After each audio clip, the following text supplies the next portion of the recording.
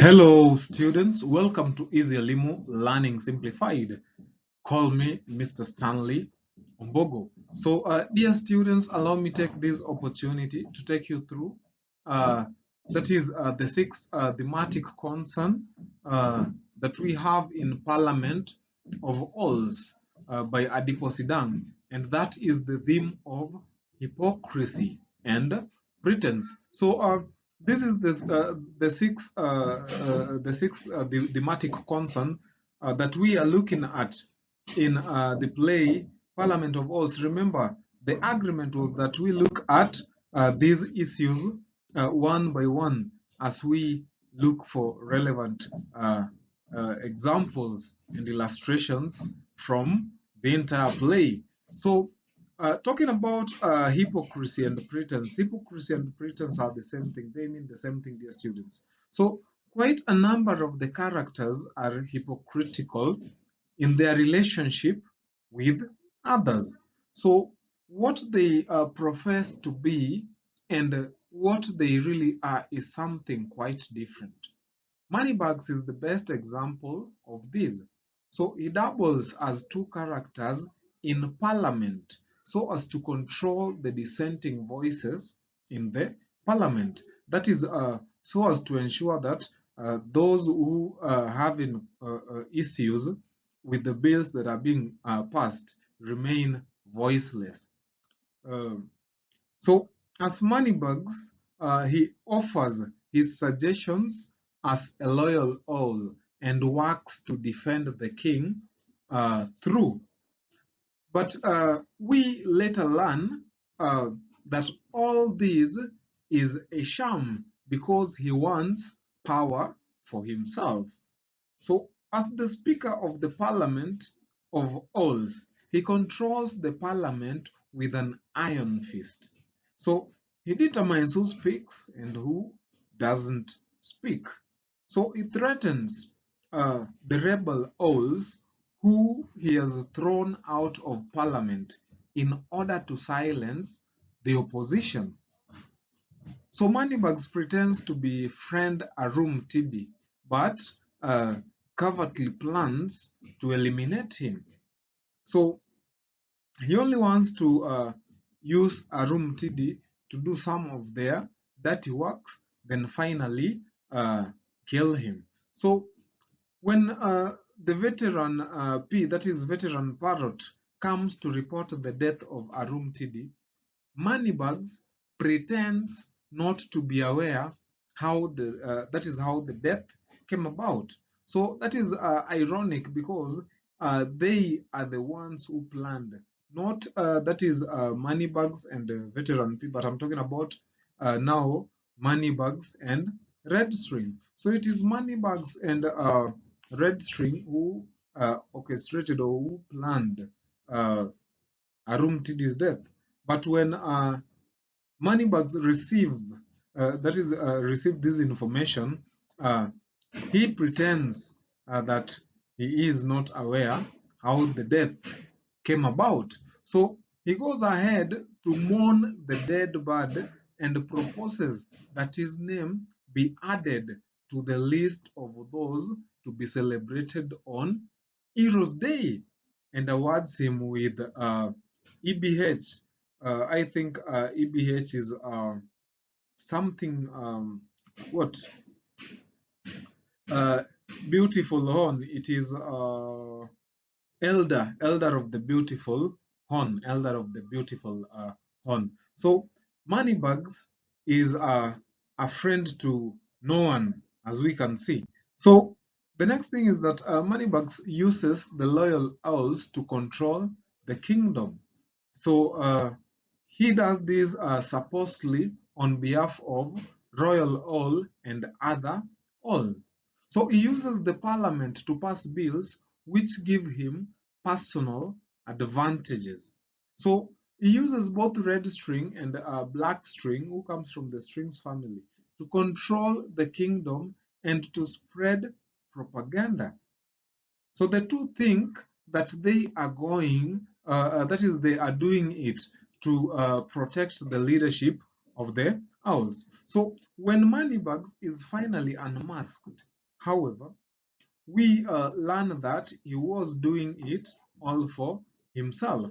So he heaps sycophantic praise on Royal Owl at every opportunity, yet we later learn that he has been secretly planning to dethrone Royal Owl and get power uh, himself.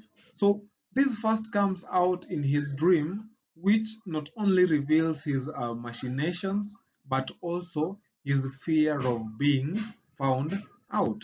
So he takes advantage of the ignorance and naivete of Royal Owl. Then he controls Parliament to satisfy his greed and keeps Royal Owl believing he is working for him. So he again uses Telltale to reveal the secrets of Royal Owl, though this comes to work against him, that is, as the play ends. So, in the same way, the rebelling owls are also hypocritical. So, why? This is because they are in parliament for their own egocentric motives. They join the loyal owls to pass bills that favor them but criticize those that do not. So they only vote in favor of the bills that they benefit from. But if they cannot benefit from maybe a given bill, then they do not they criticize it and do not pass it. So they pass the bill that increases their allowances. So Straight-Eyed in particular pledges loyalty to Royal Owl towards the end of the play, showing that he was never on the side of the opposition. That is when he uh, goes to the side of the royal owl, and he has a number of appointments, and he is given a lot of promises. So he has simply been waiting for the right time to jump ship, that is to join the people he wants. So Iron Lady's criticism of Moneybags and her contempt for socialite all is also suspect. So, though she remains committed to the struggle and loyal to Oyundi to the end, her zest, especially that which makes her fight socialite owl, is suspect. So, again, in the fourth act, second scene, Feathered Beak suggests that Iron Lady might be peeved at Socialite All because she is interested in moneybags. So remember the Feathered Beak asking them whether they were fighting, that is, on who is to win moneybags. So it is also quite beneath her as a respectable lady who believes in decorum to get into a fight with a socialite owl. So this leaves a lot to be desired. Another thing is that red string and black string are similarly hypocritical. So they support Moneybags because of what they hope to get out of him.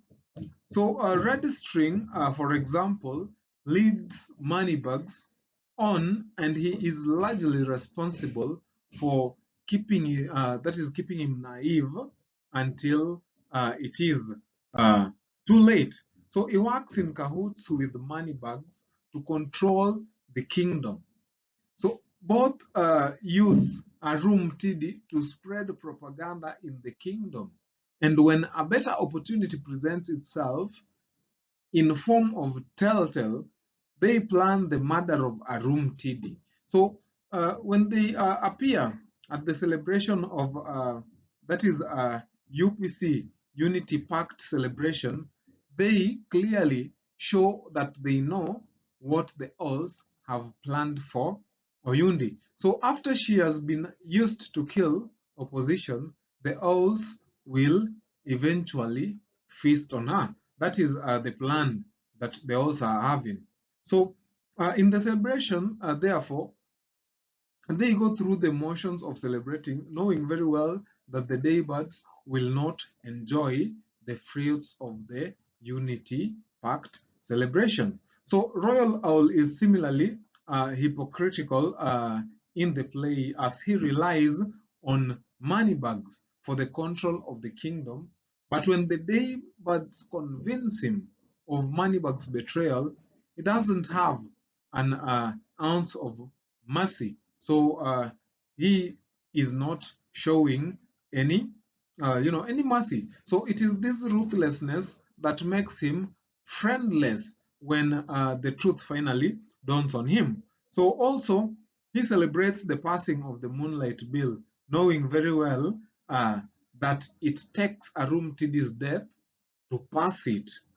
Look at that level of pretense, dear students. So he also crowns Arumtidi a hero, knowing very well the owls are responsible for his death. So similarly appoints Oyundi to parliament, knowing very well that it is all a facade, it is a plan to ensure that uh, they get rid of the opposition. So the owls intend to feast on Oyundi immediately the day Bird Rebellion has been silenced. So this echoes the way many African politicians, dear students, and leaders kill the opposition by buying it off or setting it against the populace.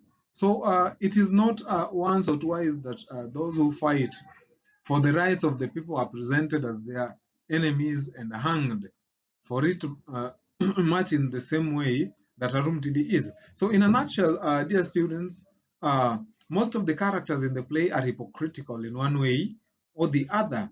They take part in pretentious charades meant to convince others one thing while they know the opposite to be true. So the playwright uses these to criticize the two, that is, faithfulness of mankind. So many people are never straight with their friends. So people take advantage of one another, dear students, and more often than not. So people will take the side that favors them. That is what you have to remember. People will always take the side that favors them and will care little what others go through. So again, the playwright, however, shows that this kind of hypocrisy does not pay.